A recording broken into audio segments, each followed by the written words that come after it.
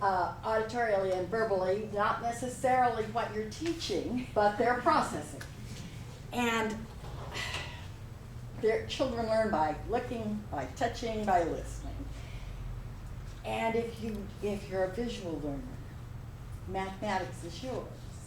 The abstraction of numbers written on paper makes sense to you. However, if you're a tactile kinesthetic learner, you're an auditory learner, it's not quite the level playing ground to learn mathematics.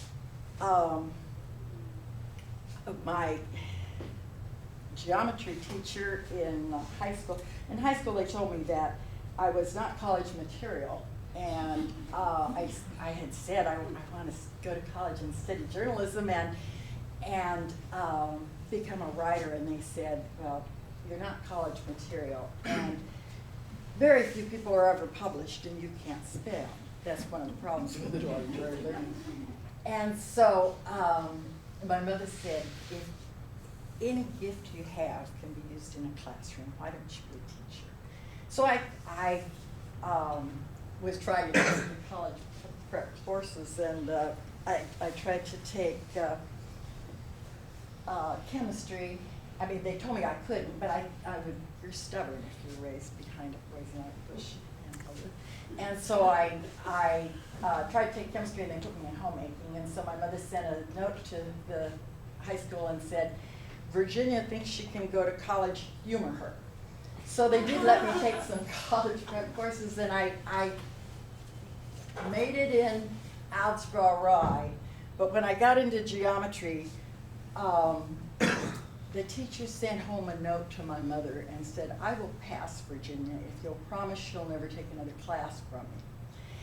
And the fact that my first children's book is about informal geometry, and the whole series is helping children process mathematics, helping children see the beauty and the excitement in mathematics, no matter what their learning style is. Okay, when I got to college, I took this class called Math for the Elementary Teacher, and the instructor just made it so beautiful and so exciting for me that when I began to teach, I moved math to the first period. When other teachers were teaching reading, I would be teaching math because I thought it was so wonderful. And the thing that he taught me that really resounds, still, is the beauty of base 10, and that our number system is based on 10.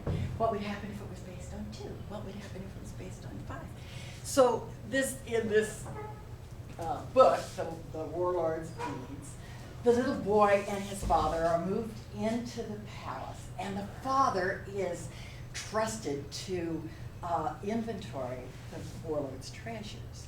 And every time he begins to count, somebody interrupts him, and he loses his place, and he has to start over, and sometimes he counts more, and sometimes he counts less, and the warlord begins to think that he must be stealing some because the tallies aren't working out. So the little boy says, how could I help you? And the father says, if you would hold up a finger every time I count 10. And so finally the boy has all of his fingers up, and what do I do now? And he said, hold up a toe for each 100. But it's harder to hold up a toe. Anyway, the little boy finds some of the things that he's counting are beads, and he puts them on switches, and he makes a counting frame. And see what my artist did. Isn't that wonderful? See the pile with just 1, the 3 piles of 10, the 10 piles of 10. Anyway, then, of course, it all ends well. At the end of my book is a little bit of history to tell you about the Chinese invention that I've used. But there's a craft. Remember, so there's colorful pictures and words to tempt you to process it visually. The story gives you the concept auditorially. but at the end, we can touch the concept. And so I try in each book to have a craft that won't be too hard for the teacher to find the materials. These are pipe cleaners and Cheerios, and you can make your own abacus counting frame. Thank you.